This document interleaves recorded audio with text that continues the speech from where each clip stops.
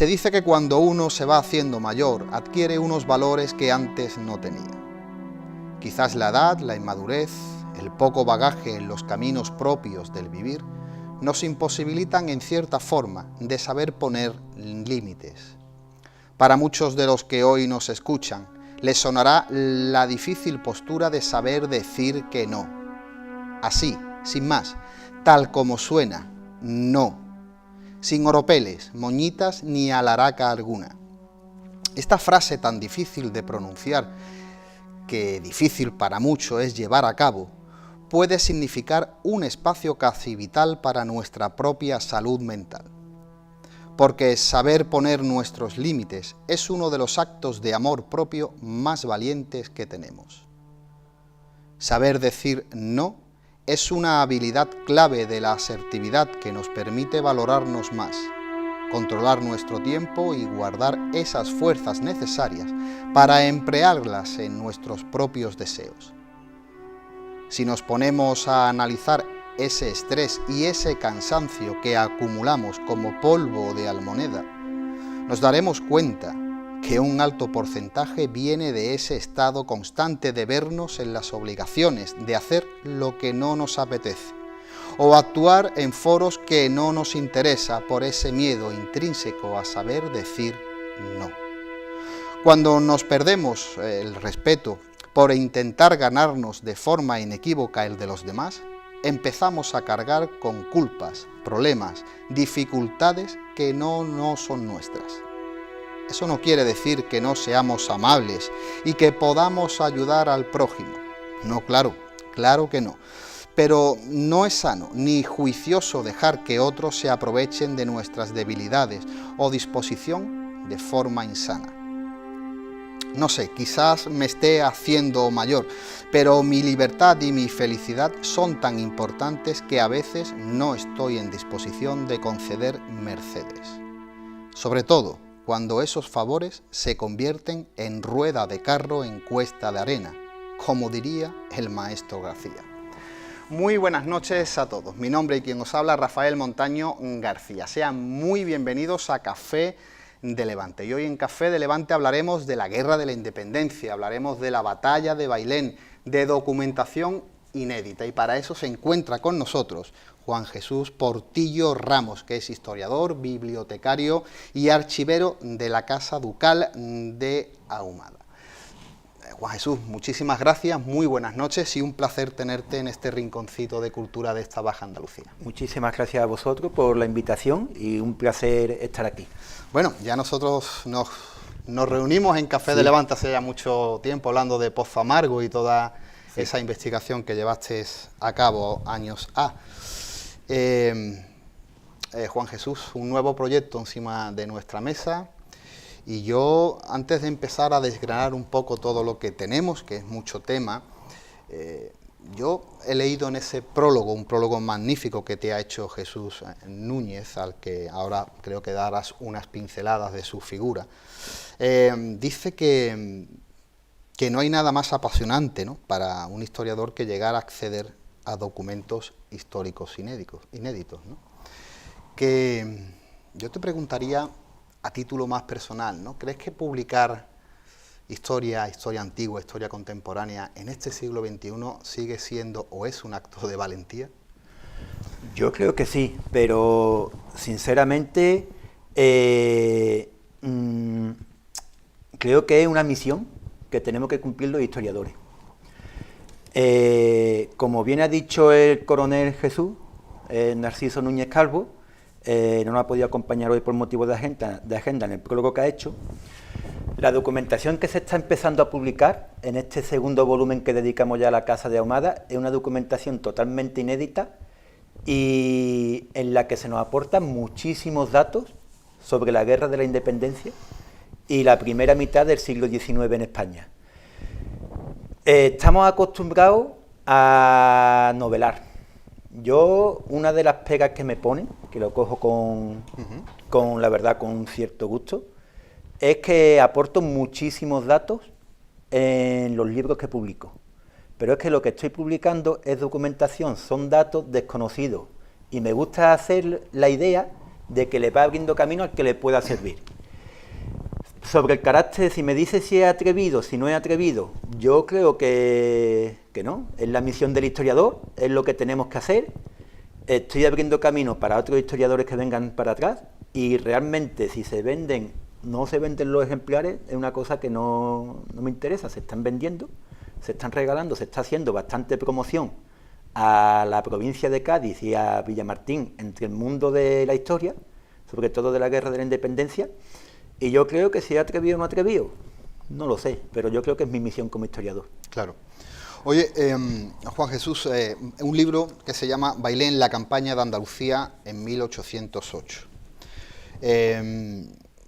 ¿Cómo nace este proyecto y qué importancia guarda la sexta o el sexto duque de Ahumada, Javier Chico de Guzmán y Girón, en todo esto? Ponernos un poquito. Vamos a ver, en contexto. Él ha sido el alma mater. Como bien conoce, toda esta historia empezó con el molino de Sirés, empezó con 3 palabras. Ramón Sirés, administrador del duque de Ahumada, o 5 o 6, no sé, la verdad, no la he contado. Empieza a tirar del hilo y cuando ya contacté yo con él, y ya vimos que iba sacando historia de los ducados de Ahumada y los marqueses de la Amarilla, me propuso, él lo incentivó, que le hiciera la historia de la familia. Era un archivo que estaba perdido hasta entonces, se había quemado en la Guerra Civil y él ha sido el auténtico promotor e impulsor de esta actividad. A partir de este año he empezado a localizar documentación inédita de la que se salvó en la quema de Ronda en 1936. Él prácticamente no sabía que la tenía y entonces he empezado a inventariar, catalogar y digitalizar. ¿Qué nos hemos encontrado? Una documentación de primera mano que abarca sobre todo desde el Virreinato de Nueva España en 1755, por Agustín de Ahumada y Villalón, y sobre todo centrado en el periodo de la Guerra de la Independencia. Y sobre todo también tenemos muchísimas referencias a documentación de la Guardia Civil, porque sabemos que Francisco Javier Girón y Espeleta, el segundo duque de Ahumada, fue el fundador de la Guardia Civil. Entonces, sí nos está aportando bastante documentación a nivel nacional. Entre ellos está el manuscrito de Bailén. Como hemos dicho, se centra en la Guerra de la Independencia. Ya se ha publicado un libro, que es El Ducado de Ahumada, 1700-1840, que lo hice junto a un compañero, Juan José Gómez Vidal, aunque yo me centré en toda la parte de investigación, diríamos, de la familia inédita y la parte de Guerra de Independencia. ¿Por qué? Porque Pedro Agustín Girón, que posteriormente sería el primer duque de Ahumada, era el sobrino del general Castaño. Y esta familia, desde el primer momento, está en todo, diríamos, en toda la batalla, en toda la campaña de la guerra, desde 1808, que se produce el alzamiento del 2 de mayo, que tenemos aquí descrito cómo fue, hasta que finaliza la campaña en Francia. De hecho, Pedro Agustín Girón fue el primer general que consiguió expulsar a los franceses después de la batalla de Irún e introducirse en suelo francés. Tenemos una serie de manuscritos recopilados por Francisco Javier Girón y Espeleta, encuadernados, varios legajos de correspondencia oficial, militar, con la regencia.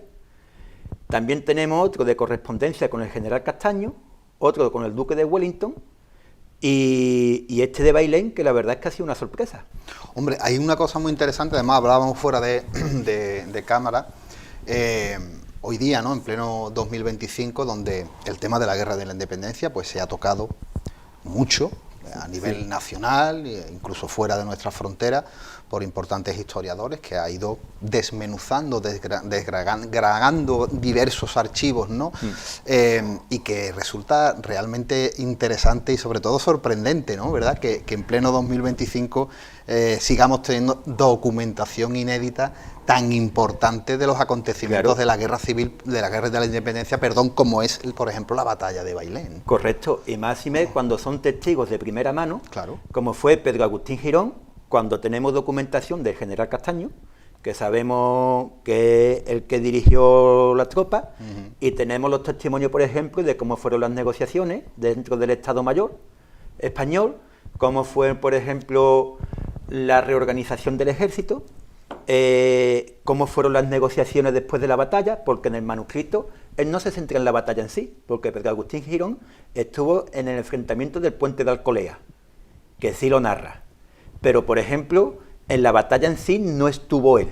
Entonces lo que nos incluye en el documento original es un ejemplar de la Gaceta, pero sí estuvo a lo largo de toda la campaña y la verdad que lo podemos ver detallando. Hay aspectos que te llaman muchísimo la atención, no sé si ahora o después lo comentamos, que a mí me llamó la atención, y es cuando los soldados españoles se ahogaban porque no tenían agua.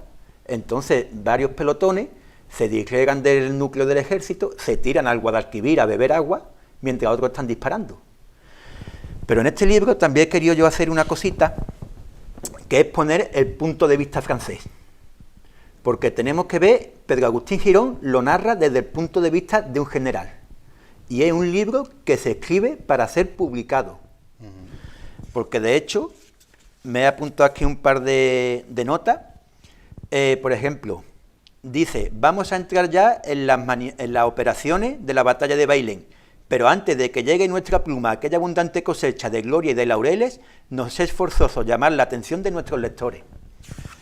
Esta será la tercera obra de Pedro Agustín Girón que se publica en España, tras los recuerdos de la que publicó la Universidad de Navarra en 1978, una fuente fundamental para conocer la historia del periodo, pero que no está completa. ¿Por qué digo que no está completa? Porque no narra la batalla de Bailén entera, la guerra de la independencia entera, no la narra. Se especuló de que si no había escrito ese segundo volumen de la Guerra de la Independencia, si lo había escrito, si no, y sabemos que sí se escribió. Lo que pasa es que no se ha encontrado todavía. ¿Por qué? Porque en el archivo me he encontrado una copia mecanografiada del índice del volumen que falta. Entonces, esta fue la primera. La segunda que se publicó por el Foro para el Estudio de la Guerra de la Independencia fue el interrogatorio que a él le hacen de la derrota de Ocaña, en el que mandaba el ejército del centro, basado en un manuscrito que dona Gómez de Arteche, escritor que hizo la gran obra magna de la Guerra de la Independencia en el siglo XIX, y se donó a la Biblioteca del Senado, pero que es una copia del que tenemos nosotros en la hacienda de Rosalejo, donde radica ahora mismo el archivo de la Casa Ducal. ¿Por qué? Porque el que tenemos en la casa de Rosalejo, en nuestro archivo, tenemos la copia con las tachaduras, los tachones y manuscritos de puño y letra de Pedro Agustín Girón, con varios párrafos que no se recogen en la copia de la Biblioteca del Senado. Qué interesante. Entonces, lo que te digo, está haciendo una documentación de primera mano, totalmente inédita, en la historia de España. Oye, Jesús, también vamos a ir entremezclando algunas sensaciones o percepciones personales tuyas, porque estás como archivero, como bibliotecario dentro de la Casa Ducal. Sí. Que me parece, te preguntaría que qué significa para ti estar dentro de esa burbuja en el tiempo, de esa documentación prácticamente. Un privilegio. Y eso, como digo, hoy día tiene que ser un privilegio trabajar con la familia. Mira, ¿no?, de Guzmán y Girón, ¿no? Sí, un auténtico privilegio, porque tienes que ver, estamos hablando del archivo, pero es que tenemos la biblioteca. Claro. Estamos recuperando la biblioteca. Tenemos, por ejemplo, ejemplares prácticamente únicos. Se me ocurre ahora mismo los 2 tomos de la defensa de la Constitución americana, escrito por John Adams, primer vicepresidente de Estados Unidos y segundo presidente de Estados Unidos, editado en París en 1792. Una copia única que solamente he encontrado un tomo, son 2 tomos los que tenemos, uno de los tomos que se subastó en Sotheby's en Londres. Tenemos, por ejemplo, manuales de agricultura, porque ellos, tanto el padre de Pedro Agustín Girón, Jerónimo Girón y Moctezuma, como Pedro Agustín Girón, como luego el fundador Francisco Javier Girón y Espeleta, sobre todo el abuelo y el hijo fueron personas totalmente ilustradas. Claro. Entonces ellos intentan potenciar la hacienda de Rosalejo en Villamartín y todas las que tenían con los adelantos que había en el siglo XVIII, y sobre todo técnicas militares. Tenemos muchísimos tratados de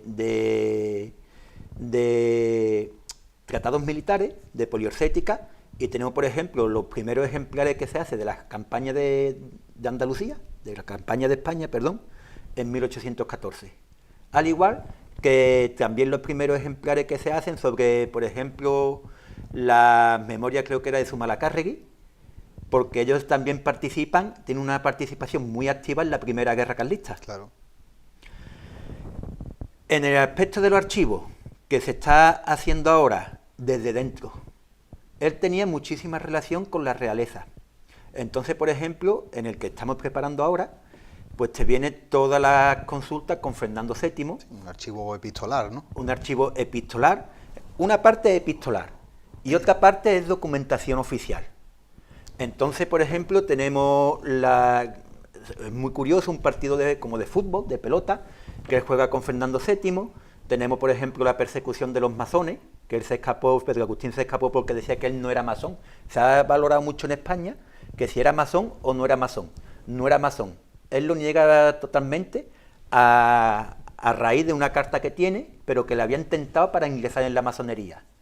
Que eso fue antes de la conjura del Triángulo, que también no ha salido, que fue un intento de secuestro y asesinato de Fernando VII. Pero nos vamos a centrar en Bailén porque, bueno, y también tenemos la fototeca. Sí, claro. Tenemos como unas 400, es que voy por orden. Primero biblioteca, luego archivo y luego fototeca.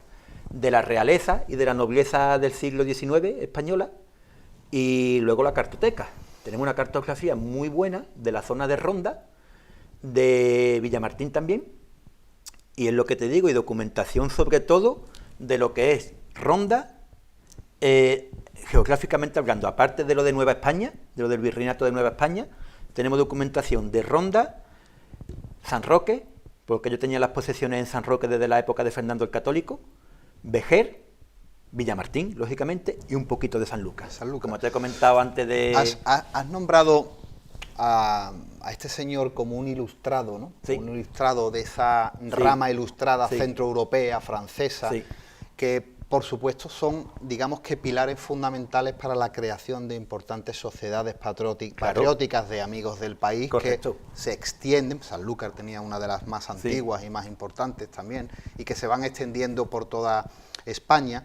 Y ellos beben mucho de esa ilustración francesa, por eso a todos se les catalogan después como masones o afrancesados, ¿no? Sí.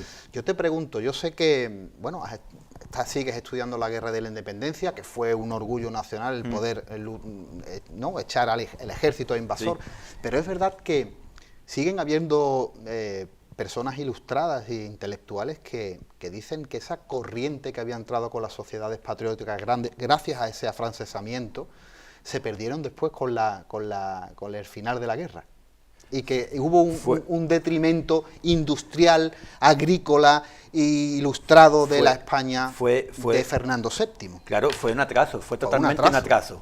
Fue un atraso. Mira, te comento, Jerónimo Girón y Moctezuma, el padre de Pedro Agustín Girón, era miembro de la Real Academia de la Historia desde 1799 y era miembro de la Sociedad de Amigos del País de Sevilla. Cuando entra Fernando VII, se produce lo que sería una cierta involución.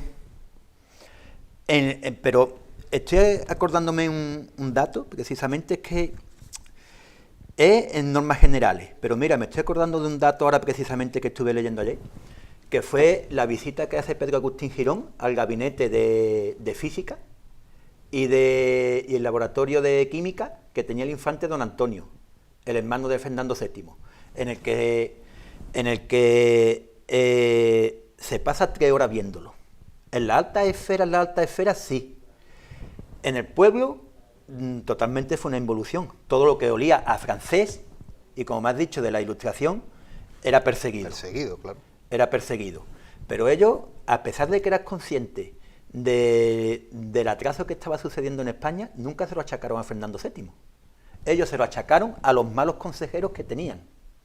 De hecho, Pedro Agustín Girón fue ministro de la guerra 2 veces. Una con Fernando VII, en 1820, con el inicio del trienio liberal, que fue cuando se tuvo que exiliar a Gibraltar, y la otra ya bajo la regencia. De hecho, él lo hace en Duque de Omada también, porque estuvo en el Consejo de Regencia de Isabel II con el general Castaño. ¿Que todo lo que olía a francés se alejaba? Por supuesto. De hecho, por ejemplo, he dicho que ellos eran de la familia de los Moctezuma. los privilegios de la casa de Moctezuma, por ser descendiente del emperador, recaía en José de Moctezuma y Rojas, uno de sus tíos que era afrancesado. De hecho, acogió a José Napoleón Bonaparte en su casa de Ronda. Todo esto que te estoy diciendo son datos inéditos que están saliendo. Y tuvo las pocas luces de salir con un uniforme de mariscal del Imperio francés que le regaló José Napoleón en la procesión del Corpus. Y Jerónimo Girón encarga un informe secreto a Ronda, el cual tenemos, en el que pueden ver si acusándolo de afrancesado pueden recaer los derechos de la casa del emperador Moctezuma en su nieto, que era Francisco Javier Girón y Espeleta, el segundo duque de Ahumada, ¿correcto?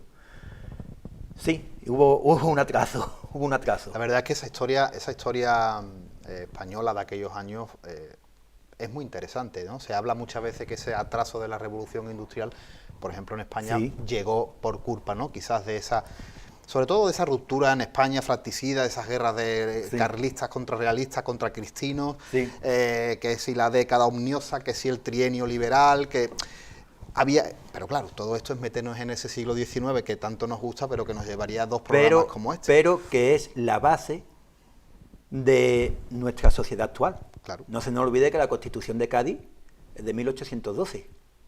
Pedro Agustín Girón tiene la defensa de la Constitución de Estados Unidos porque a él lo meten en una junta constitucional.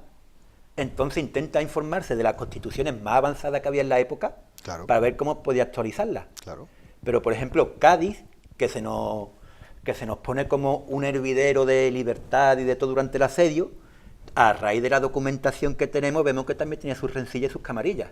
Claro, lógico. Entonces, de hecho, a Jerónimo intentan asesinarlo en Cádiz. Pero es otra historia. Es interesante porque se me ha pasado, porque me iba a traer un periódico original de la Guerra de la Independencia, un periódico gaditano que tengo en mi biblioteca, de 1810, si no me equivoco. Y es interesante cuando hablan de las batallas y no cuentan los muertos, cuentan los caballos muertos. Puede ser, mira, Es un dato que quería preguntarte porque me pareció, o sea, un balance de una batalla, decían, no han muerto, no decían, han muerto no sé cuántos cientos de soldados, no, han muerto tantos caballos. En el libro de Bailén, como te he dicho, me acusan de poner muchos datos, pero aquí he hecho la transcripción. Aquí viene el número exacto de caballos que requisan para la batalla de Bailén. Claro. No me acuerdo, pero me suena algo de unos 40.000 caballos. Poner al Marqués de Cañina, porque al principio empezó a hacer un descontrol y empezaron a perderse caballos y mulas. Las mulas eran fundamentales. Aquí se pone, ya estamos hablando como Paco Umbral, estamos hablando de mi libro.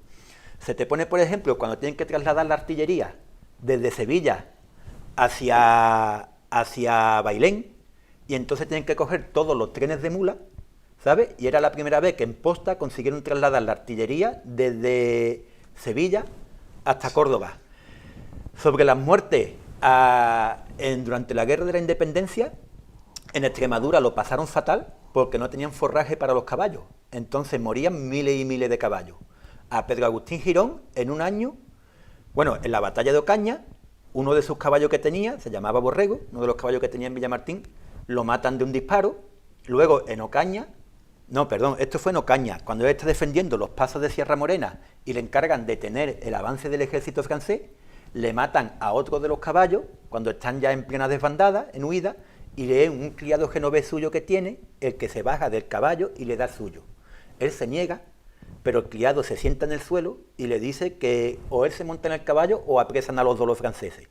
Entonces él consigue escapar, de allí ya pasa por Jaén, llegan a Motril, tienen que abandonar los caballos en Motril, van a Gibraltar, y en el libro de Bailén te viene el número exacto de caballos que se requisan, y fueron varias decenas de miles. Es increíble. Solamente para la batalla de Bailén. La infraestructura que tenían que tener tan rudimentaria para mover las piezas de artillería y tanto ejército, claro, era de locos. Era de locos. Luego, por ejemplo, aquí se narra, porque en el libro, no sé si me estoy adelantando a tu pregunta. No te preocupes, hay mucho tema que podíamos... El libro, en verdad, son 3 obras.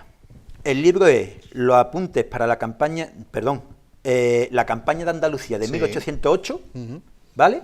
Escrito por Pedro Agustín Girón, para ser publicado, está completo. La batalla de Bailén, que se encontraba desordenado en el manuscrito, he tenido que ir ordenándolo y le falta al final. Y hay otra, que estamos hablando mucho de Pedro Agustín Girón, pero hay otra que es Las providencias de la Junta de Sevilla en los negocios militares, escrito por Francisco de Saavedra. Eso sí lo tengo yo ahí ahora para tocar. Lo tiene, ¿no? Pues lo tocamos al final. Lo vamos a tocar ahora un no poco nos más adelantamos. adelante. Hay, evidentemente, la batalla de Bailén en 1808 yo creo que se considera como una de las victorias españolas más importantes en dar moral, ¿no? Sí. a la ciudadanía, a la sociedad Sí. en general y por supuesto Sí. a los generales y soldados, ¿no? Pero psicológicamente también, porque es una batalla de las estratégicas que podemos ver sobre plano Sí. y que se consigue ganar ante uno de los mayores ejércitos más Sí. poderosos de todo el mundo. Pero te comento un aspecto que no sé yo si se mira o no y que se trata mucho en la obra, que lo destaca Pedro Agustín Girón, y son los servicios de inteligencia. Desde el mismo momento que se declara la guerra, él dice que el general Castaño, que estaba haciendo un sitio en San Roque, bueno, estaba allí de capitán general del campo de San Roque, contacta con el general Spencer, que era el gobernador militar de Gibraltar. Entonces, el general Spencer le promete, creo que eran 5.000 soldados que tienen que desembarcar en el puerto de Santa María, pero ellos hacen enviar documentos para que fueran interceptados los correos por los franceses que venían avanzando desde Madrid y creo que dijeron que eran 15.000 soldados. 50.000 soldados los que iban a proporcionar. ¿Esto qué es lo que consigue? Que Dupont dude de si avanzar o no avanzar, ¿sabe? Y empieza entonces a hacer un cierto retroceso, que es cuando están en Córdoba, que es lo que se narra también en la obra, cuando tienen que abandonar a los prisioneros de Córdoba y todo. ¿Por qué te digo que esto no se habla tanto y se habla de la victoria? Porque esto hace que Dupont dude sobre el avance, sobre el aporte de las tropas inglesas, y es lo que le salva el cuello. ¿Por qué? Porque cuando Napoleón le hace el juicio, es lo que él aporta como una de las pruebas para poder salvarse. Luego está muy bien, una de las cosas que se narra, que es lo que te digo de los servicios de inteligencia y cómo se lo tienen que ver, es muy curioso, porque para comprobar si este aspecto era cierto, a Carmona envían 2 emisarios los franceses para parlamentar con los españoles, antes de la batalla. Y es muy curioso la escena que te la describe Pedro Agustín Girón. Carmona la habían fortificado en varios puntos, y estos 2 franceses, que ellos decían que no eran militares, que no tenían nada que ver, que eran unos mozos de cuadra, pero los españoles no se fiaban, le vendan los ojos y ellos cogen a 10 o 12 soldados irlandeses que tenían y lo llevan a la zona de Carmona que estaba más fortificada y le ponen allí a los soldados y le quitan las vendas a los franceses de mira, esto lo tenemos. Lo llevan a otra zona con los mismos soldados que iban corriendo hacia el otro lado, esto lo tenemos. Y es una de las cosas que se consigue engañar. Y luego también, no en Bailén, pero sí tenemos, por ejemplo, que permitió facilitar todo el fin de la Guerra de la Independencia. Tenemos las claves criptográficas que captura Pedro Agustín Girón cuando está en Galicia, al mando del ejército de Galicia, y consigue interceptar a uno de los correos que envía Napoleón al conde de Erlon y a José Bonaparte. Entonces, Pascual Enriles, natural de Cádiz, no estaba allí, ni el marqués de Villasarriá, que eran los que se encargaban de descifrar la criptografía, pero Pedro Agustín se empeña en descifrarla. Consigue descifrarla, se las proporciona a Wellington, y entonces eso permite anteponerse al ejército español, anteponerse a los franceses. Y esas claves, con las plantillas perforadas y todo, las hemos conservado en el archivo. Es interesante como después de esa batalla de Bailén, ¿no? Donde hay, como digo, hay un estudio, una batalla táctica en sí, Sí. ¿no? De ejército contra ejército, como se Sí. estilaba en su momento, pero parecía que se le podía haber cogido ese punto, ¿no? Al ejército francés, y al final tampoco fue así, porque al final el ejército español va encauzando una derrota en campo abierto de batalla, una detrás de otra, en el frente de Extremadura, en Córdoba, Correcto. en Sevilla, Gerona. Hay grandes batallas, pero en cambio se van ganando pequeñas batallas, que es la guerra de guerrillas tan famosa. Correcto. Que hace que el ejército francés se vuelva loco porque... Eso fue tras la derrota de Ocaña, Claro. que intentan cargarle la derrota a Pedro Agustín Girón, que es lo que te he dicho a ti, la segunda obra que se publicó del interrogatorio, Sí. pero que el original lo tenemos nosotros. Eso se comenta que fue por la indecisión de Areizaga, que era el general en jefe de la tropa, que no se acababa de decidir. Y entonces él estuvo a punto de cambiarse la historia. Fíjate cómo es que lo estamos sacando muchísimas cosas. Uno de los garrochistas, Vicente Manzano, consigue matar al general Paris, uno de los generales franceses, la noche previa a la batalla de Ocaña. Y entonces consiguen cogerle todos los planos, la casaca, con todos los planes de avance que tenía. Y se lo manda al Estado Mayor General, Pedro Agustín Girón.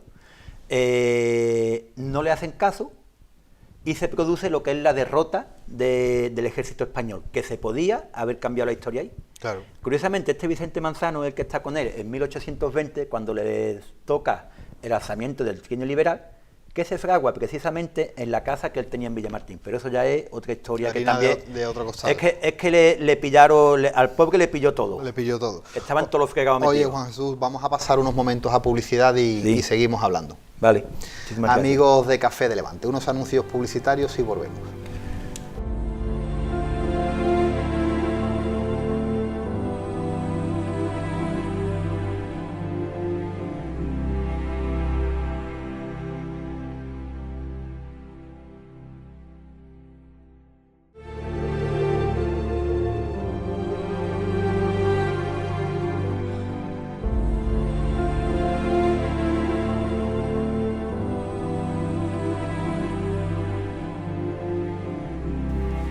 Amigos de Café de Levante, amigos de Costa Noroeste Televisión, seguimos hablando de historia, hablando de libros, hablando de la Guerra de la Independencia y de la Batalla de Bailén con Juan Jesús Portillo Ramos. Juan Jesús, al hilo de tu trabajo, de tu estudio, que estamos enfocándonos en esa Batalla de Bailén, evidentemente hay textos inéditos, ¿no?, donde se cuentan sucesos que hasta hoy día no se había contado, por lo menos una percepción diferente de alguien que estuvo allí, que fue cronista en muchas ocasiones y que pudo trasladar de primera mano.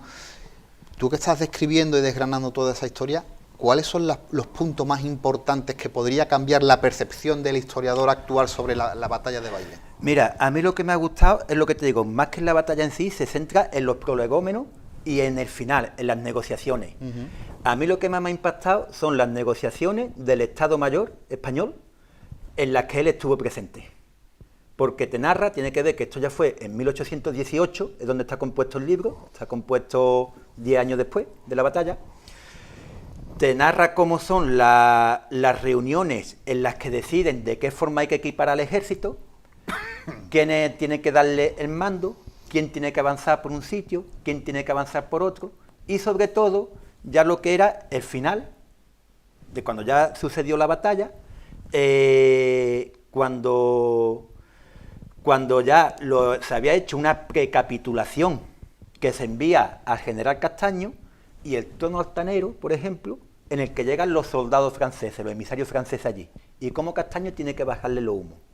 Otro dato que a mí me ha impactado también es el estado de los heridos en Córdoba, ¿vale?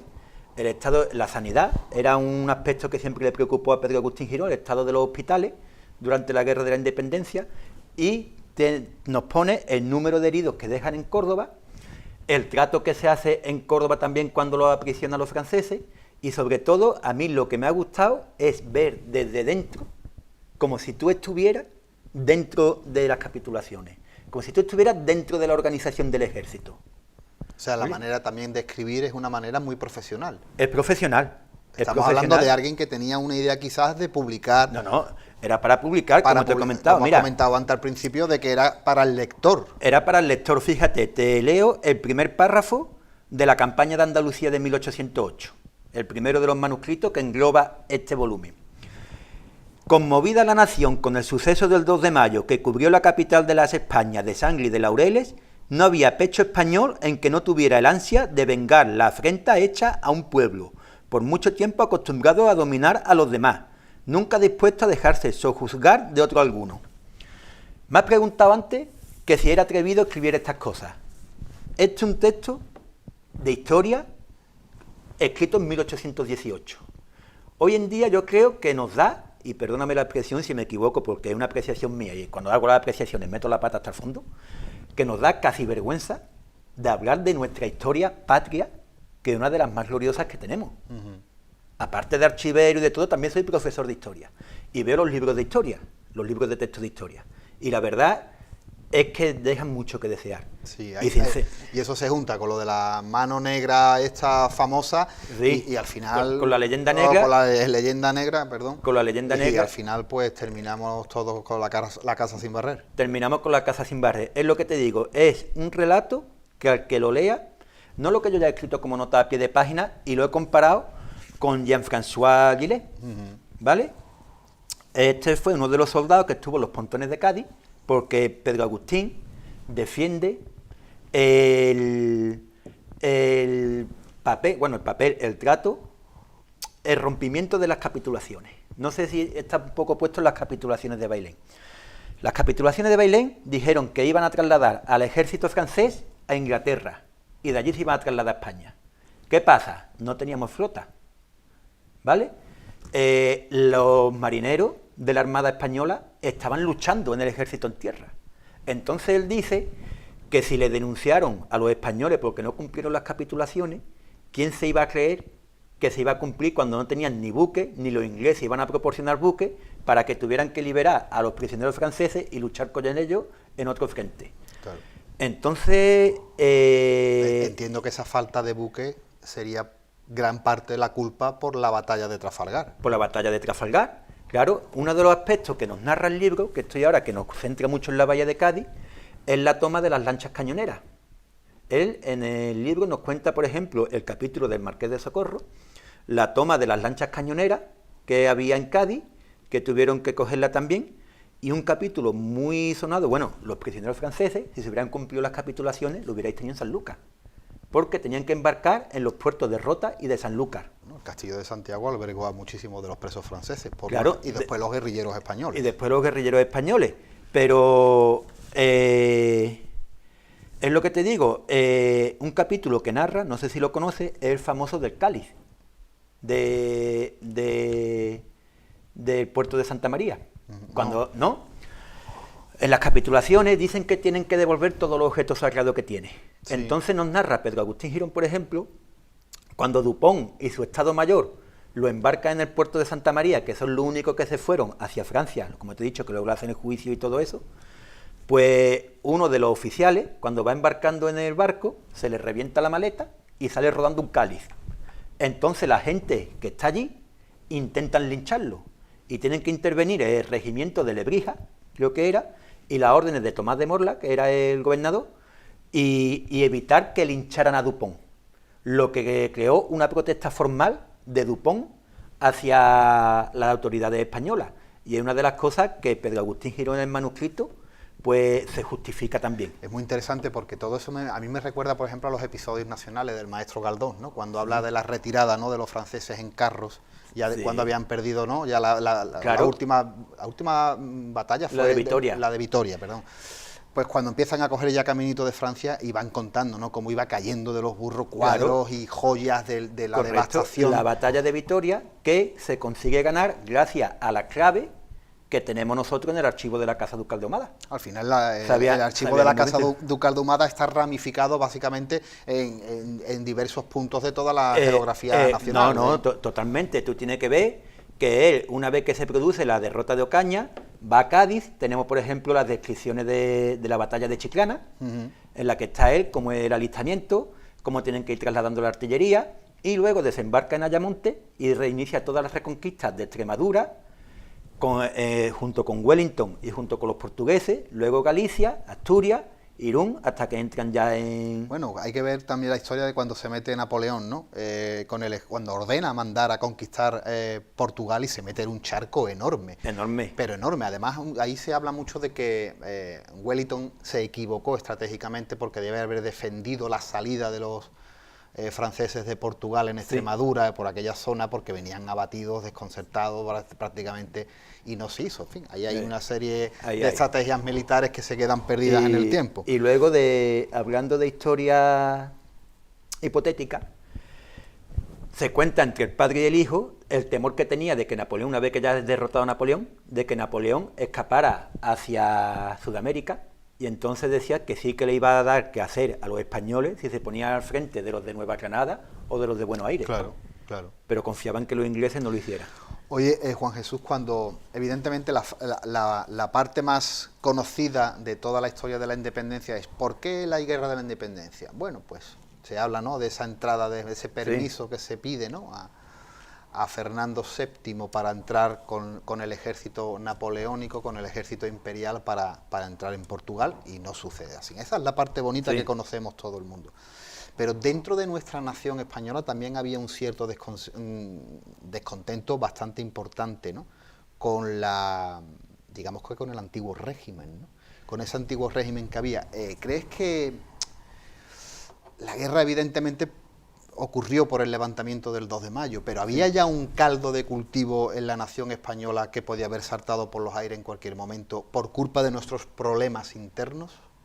Pues yo, a ver, como historiador no lo sé, pues lo que te he dicho, mis apreciaciones puede ser que te equivoques, pero yo creo que no.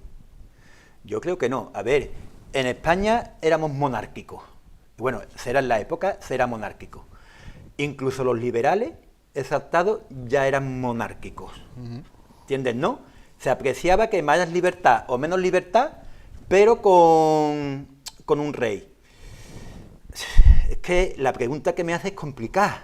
Por ejemplo, sabemos que durante la Revolución Francesa se prohíben que vengan los libros de Francia para que no exalte la revolución. Claro. A nosotros el movimiento en América estaba ya formado también. De hecho, Pedro Agustín Girón hace mucha referencia en este libro, precisamente, a la situación que tenía España, en la que nos decía que con los problemas que había en América y los insurgentes que había, que no se podría hacer. Es que es historia hipotética. Por ejemplo, a él le encargan en 1811, en plena guerra de la independencia, le encargan formar un ejército expedicionario para partir a América, que es lo que él le argumenta. Dice, ¿cómo vamos a hacer? Si no hemos echado a los franceses de España, claro, ¿cómo vamos a hacer un ejército expedicionario para ir a América? Máximo con el trabajo que le costaba detener a la gente, porque las deserciones eran enormes. Claro.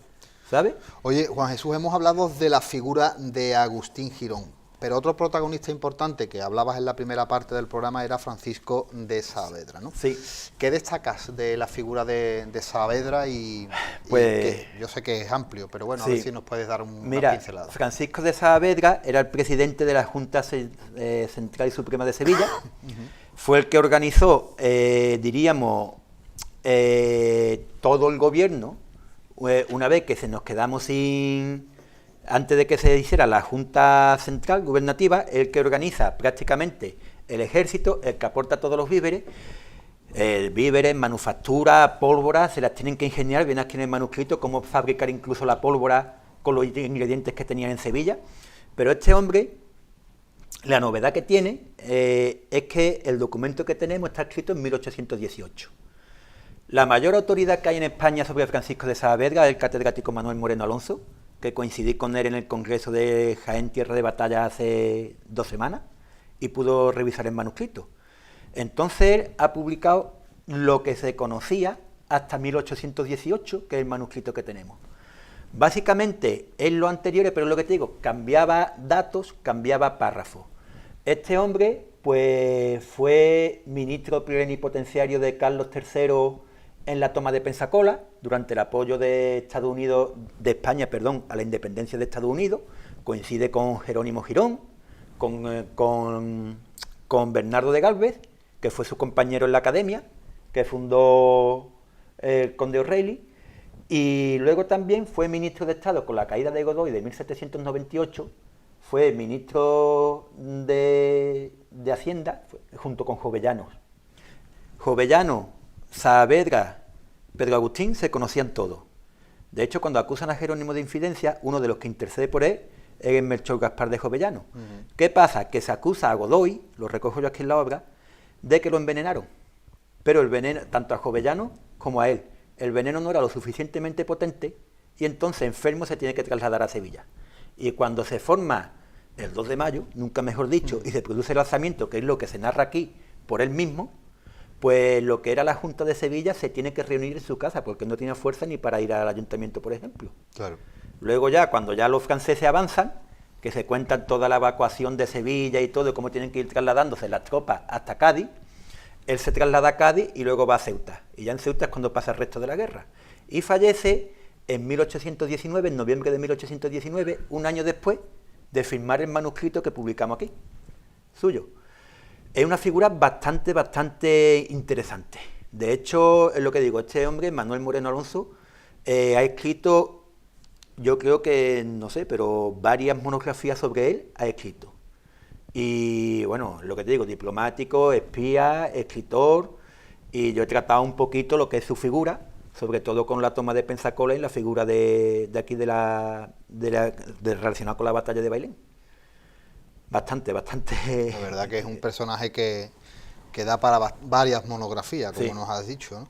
Oye, he estado leyendo en tu libro que hablas de una documentación perdida por la Junta de Sevilla. Sí. Y de un diario que recogía no fehacientemente lo que tenía la Junta de Sevilla, pero sí recogía bastante de lo que había pasado de esa documentación perdida, una información, en este caso por Francisco de Saavedra. Correcto. ¿Qué podría contener dichos documentos y qué piensa que ocurrió con esa documentación? El diario de día a día de cómo era todo lo que estaba haciendo la Junta de Sevilla. Tiene que ver no solamente Sevilla, San Lucas, Cádiz, Utrera, todo lo que no estaba bajo el dominio francés, estuvo aportando todo lo que se podía. ¿Qué es lo que contenía? Pues básicamente todos los datos. Tiene que ver que Francisco de Saavedra es el que tuvo que reconstruir la historia una vez que acabó la guerra, y desde esos son los distintos diarios, las distintas versiones que circulan, hasta el último que hemos encontrado. Porque de la documentación original de la Junta no se ha sabido nunca más nada, ¿no? No se ha sabido nada. No se ha sabido nada. Imagino nada. que esos son archivos que destruirían, en este caso los franceses. Los franceses destruyeron muchísimos archivos. Mira, no sé si te he comentado ya que el archivo este que estoy recuperando, gracias a don Javier Chico de Guzmán, al duque, intentó ser incautado por José Napoleón Bonaparte. Pero no porque, le interesara el aspecto histórico, sino porque le interesara el aspecto económico. ¿Sabes? Entonces, ellos, como estaban acusados de infidencia, todas las familias que estaban acusados de no ser leal al gobierno napoleónico, se les decretaba la expropiación de sus bienes. Entonces necesitaban todos los archivos familiares para ver qué es lo que tenía. Claro. Sobre el de Saavedra, pues por ahora no ha aparecido. ¿Qué podía tener? No lo sabemos. Yo, por ejemplo, todavía me quedan legajos por revisar. Es que eso te iba a decir, porque claro, has comentado al principio de la entrevista que ni el mismo ducado, ni el mismo duque sabe exactamente no saben lo que tienen allí, tanto en la biblioteca como en el archivo en papel. Con lo cual estás haciendo un trabajo desde cero. Estás encontrando documentación que, si no me equivoco, y perdóname, no ha revisado nadie. Nadie. Bueno, el manuscrito de Bailén, no sé si lo he comentado, intentó publicarlo José Ibáñez Marín, un historiador militar que ya en 1908 hizo una bibliografía de los archivos que había interesantes para estudiar la guerra de la independencia, y menciona del duque de Ahumada.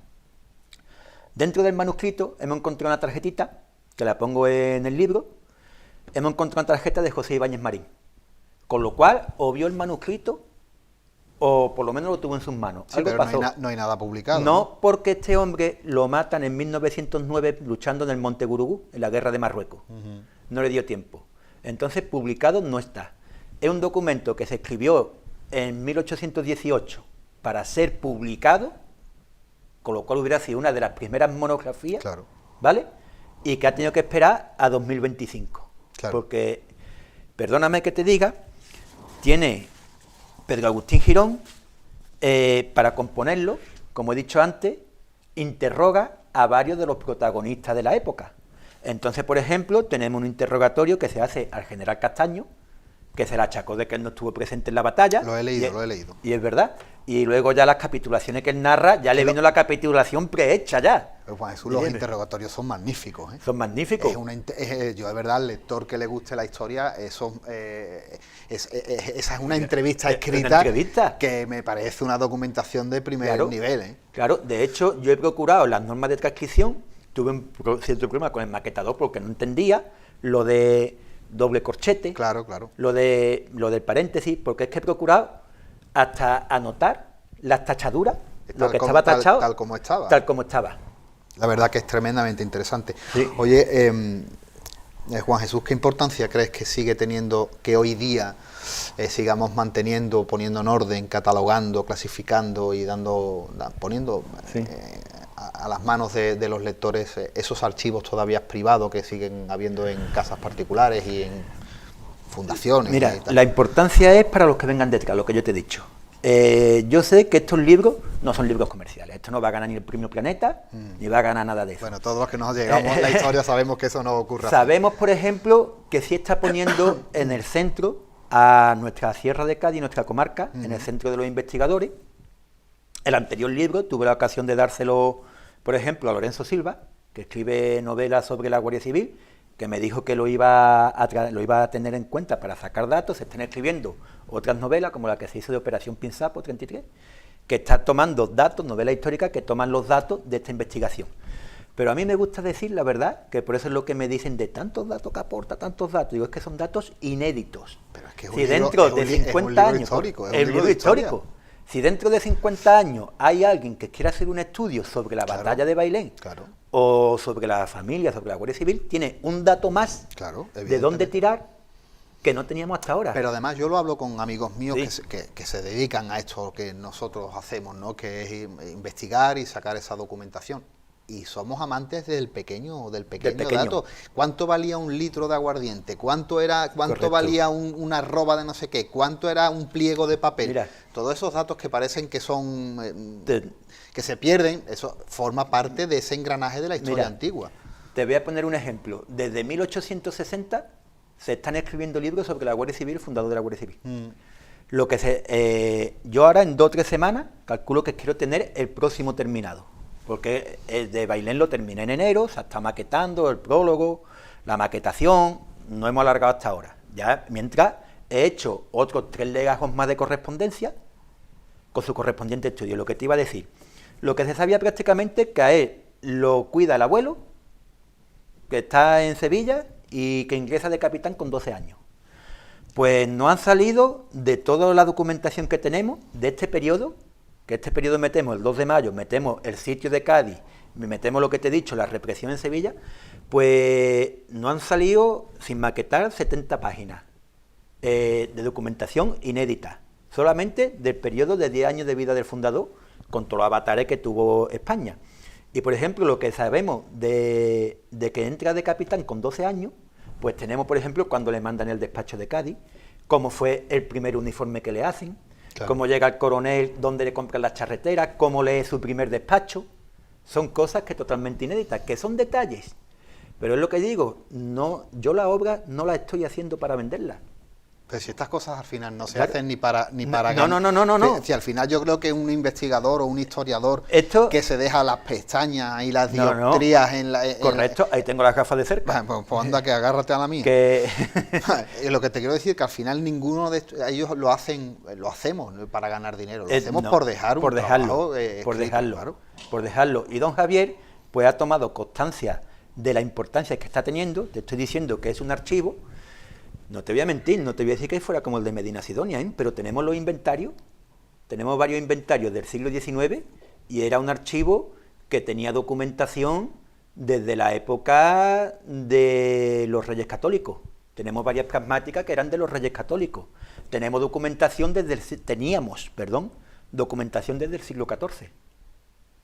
Ahora hemos recuperado, teníamos documentación, que ya apunté yo, de cuando vino Jerónimo Girón de América, 2 cofres de documentación de cuando estuvo en las campañas de América, y por el archivo de India hemos sabido, por ejemplo, que la primera noticia de la aceptación de la independencia de Estados Unidos se la comunica a George Washington, ¿vale?, de que iban a aceptar la independencia de las 13 colonias. Si esos cofres se hubieran salvado, tendríamos quizás la historia de España un poquito más o menos cambiada. Y otra visión diferente. Y luego es lo que te estoy diciendo, tenemos documentación manuscrita, nos hemos entrado en guerra de independencia. Pero, por ejemplo, luego, después de la Guerra de Independencia, documentación manuscrita de la Duquesa de Alba, tenemos documentación de José Palafox, que ahora es el aniversario de los sitios de Zaragoza también, se está celebrando.